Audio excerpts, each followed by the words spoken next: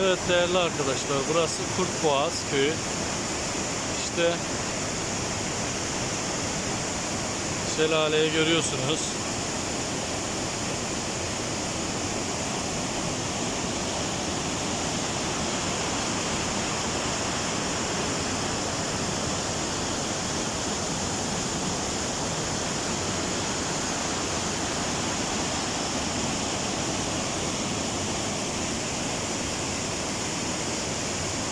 İşte Karadeniz'in güzelliği.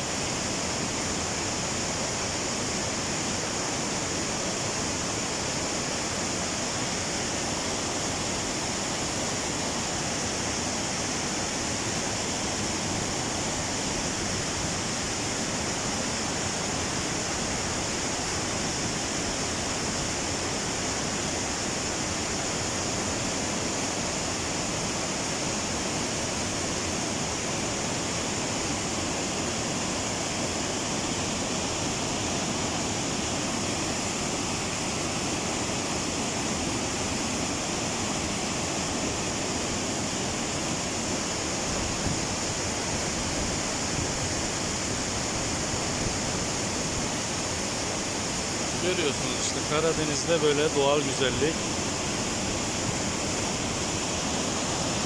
Böyle bir şelalemiz.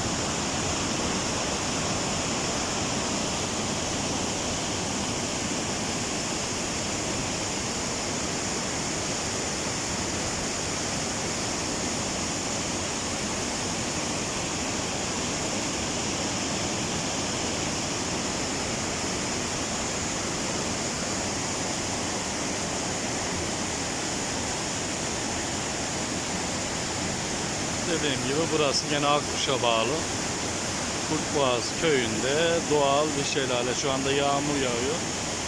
Tabii Akkuş'ta kar vardı. İşte bu yağmur sularının oluşturmuş olduğu doğal bir şelale. Ve bu şelalenin de tam altında, şimdi birazdan onu da göstereceğim, tarihi bir un değirmeni var arkadaşlar.